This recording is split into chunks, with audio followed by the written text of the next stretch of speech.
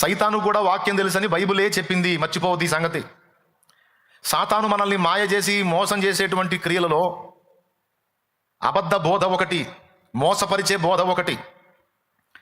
ఒక తెల్ల పేపరు తీసుకొచ్చి నీకు ఇచ్చి 500 నోటు అంటే నువ్వు తీసుకో. మోసపోవాలంటే ఏం చేయాలి? 500 నోటు మీద ఉండే అన్ని కలర్తో సహా, ముద్రతో సహా ప్రతిదీ డిటో ఉండాలి. అప్పుడే నువ్వు మోసపోతావు. అర్థమైందా? మోసం జరిగేది ఎట్లనో తెలుసా? డిటో చూపిస్తాడు కానీ అది కాదు, అది ఫేక్ నోట్, దొంగ నోట్ అన్నమాట. దొంగ నోటు కూడా నువ్వు గుర్తుపట్టకుండా మోసపోవాలంటే ఒరిజినల్ నోట్ లాగా కనపడాలి, ఇంకా దానికంటే పటపట్లాడుతుండే దొంగ నోటు. అందుకని ఈ అబద్ధ బోధ చేసేవాళ్ళు చాలా పెద్ద బాగా ఆసక్తి కలిగినట్లు, సత్యాసక్తి కలిగినట్లు, వాక్యాసక్తి కలిగినట్టు వాక్యమే మనం చూడాలి, వాక్యమే మనం చూడాలని వాక్యాన్నే మాట్లాడతారు. అందుకని చెప్తున్నాను, సైతానుకు వాక్యం తెలుసు, దయ్యాలకు కూడా వాక్యం తెలుసు. ఈ 2 మాటలు బైబిల్లోనే చూపిస్తాను నేను. వాక్యం ఎత్తి మాట్లాడినప్పుడు సహజంగా ఎవరైనా కార్నర్ అవుతారు. నేనేం చెప్తున్నానంటే, వాక్యాన్ని తీసుకొని వచ్చేటువంటి సైతానును తన్నాలంటే మనకు వాక్యమే ఆయుధంగా మారాలి. వాక్యం తీసుకొని మనల్ని వేగు చూడటానికి, మన విశ్వాసాన్ని దెబ్బతీయడానికి, మన నడకన త్రోవ తప్పీయడానికి వచ్చే దయ్యంగాడికి తిరిగి దెబ్బ కొట్టాలంటే మన చేతిలో వాక్య ఖడ్గమే ఉండాలి. నువ్వు పొడి పొడి మాటలు ఏదో నీకు బుర్రకు దోచిన పై మాటలు చెప్తే నీకు వాక్యం తెలియదు, ఏదైనా వాక్యంలోంచి రా అని అంటారు. అందుకనే నీకు వాక్యావగాహన ఉండాలి. అందుకే చాలామంది దైవ సేవ చేయాలని ఆసక్తి కలిగిన వాళ్ళకి ముందు వాక్యం చదవండి అని చెప్పేది.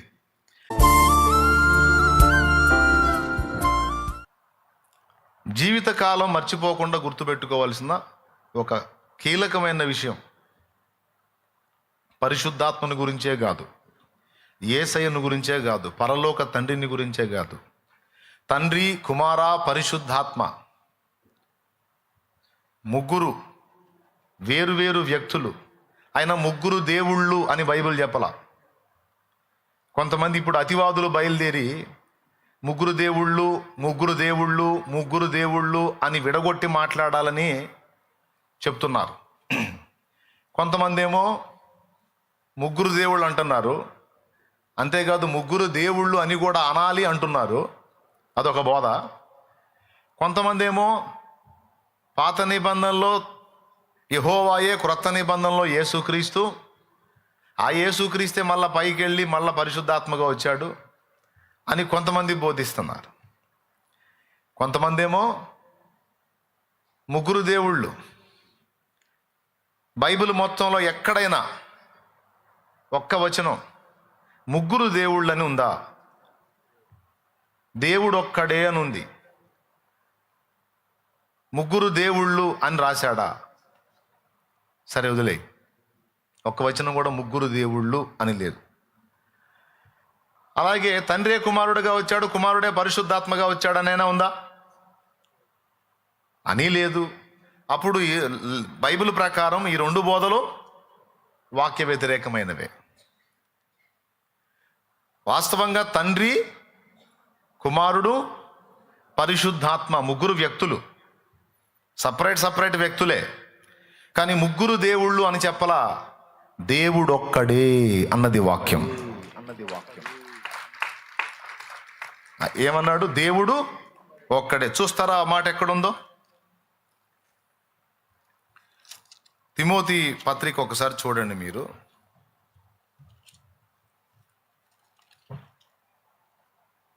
రెండో అధ్యాయము, మొదటి తిమోతి పత్రిక, తిమోతికి రాసిన మొదటి పత్రిక 2వ అధ్యాయము 5వ వచనం. అక్కడ ఏముందండి? దేవుడు ఒక్కడే. అద్దుగో, చదువు నాయన. దేవుడు ఒక్కడే, దేవునికిని నరులకును మధ్యవర్తియు ఒక్కడే, ఆయన క్రీస్తు యేసను నరుడు. ఇక్కడ ఎంతమంది అన్నాడండి? దేవుడు ఒక్కడే.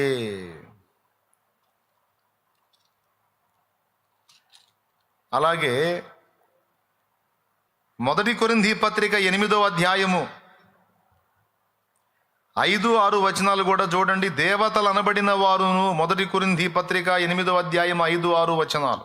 దేవతలు అనబడిన వారును, ప్రభువులు అనబడిన వారును అనేకులు ఉన్నారు.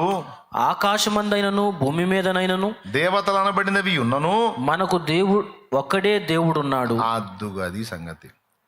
మనకు ఒక్కడే దేవుడున్నాడు, ఆయన తండ్రి. ఆయన నుండి సమస్తము కలిగెను, ఆయన నిమిత్తము మనం ఉన్నాము. మరియు మనకు ప్రభు ఒక్కడే, ఆయన క్రీస్తు యేసు, యేసు క్రీస్తు. ఆయన ద్వారా సమస్తమును కలిగెను, మనము ఆయన ద్వారా కలిగిన వారము. ఇక్కడ కూడా మనకు ఒక్కడే దేవుడు ఉన్నాడు అన్నాడు. దేవునికి స్తోత్రం కలుగును గాక. పెద్దగా చెప్పాలి. ముగ్గురు దేవుళ్ళు అని ఎక్కడా మెన్షన్ చేయలా. మళ్ళీ ముగ్గురు వేరు వేరు వ్యక్తులే. తండ్రే కుమారుడు, కుమారుడే పరిశుద్ధాత్మ కాదు. అర్థమైందా? తండ్రే కుమారుడు, కుమారుడే పరిశుద్ధాత్మ కాదు. తండ్రే కుమారుడు అయితే ఆ తండ్రే కుమారుడుగా భూమి మీదకి వస్తే పరలోకంలో ఇంకెవరు మాట్లాడడానికి లేదు. కానీ యేసయ్య బాప్తిస్మం పొంది ఒడ్డుకొచ్చినప్పుడు ఈయన నా ప్రియ కుమారుడు, ఈయన యందు నేను ఆనందించుచున్నానని చెప్పిన ఆయన ఎవరు? అలాగే చాలా వచనాలలో యేసయ్య నన్ను పంపిన తండ్రి నన్ను గూర్చి సాక్ష్యం ఇచ్చుచున్నాడు, నా తండ్రి ఏమి చేయుట నేను చూశాను అదే చేస్తున్నాను అని ఆయన అక్కడున్నాడు నేను ఇక్కడ ఉన్నాను అన్నట్టుగా విడగొట్టి మాట్లాడుతున్నాడు ఆయన. అవునా? అంటే యేసు ప్రభు మాటలను బట్టి ఏమర్థం? తండ్రి నన్ను పంపించాడంటే తండ్రి అక్కడ ఉండి యేసయ్యను పంపించాడు. తర్వాత యేసయ్య ఆరోహణమే వెళ్ళి ఎక్కడ ఆసీనుడయ్యాడు? తండ్రి కుడి భాగమున. పార్శ్వము అంటే భాగం అండి. తండ్రి కుడి పార్శ్వమున ఆయన ఆసీనుడై ఉన్నాడు అంటే తండ్రి పక్కన కూర్చున్నాడు అని. మళ్ళీ ఆయనే తండ్రి ఆయనే కుమారుడు అయితే మళ్ళీ ఆయన ఇద్దరు అక్కడ రెండు పాత్రలు కనపడుతున్నాయి కదా సపరేట్గా. అవునా? మళ్ళీ వీళ్ళిద్దరికీ ప్రత్యేకంగా పరిశుద్ధాత్మ కనపడతాడు. ఆ మాట యేసయ్యే. నేను తండ్రిని వేడుకుంటాను అన్న మాటలో నేను ఎక్కడున్నాను, తండ్రి ఎక్కడున్నాడు, పరిశుద్ధాత్మ అక్కడున్నాడు. నేను వెళ్ళి ఆయన అడుగుతా తండ్రిని, ఆయన ఆత్మను పంపిస్తాడు.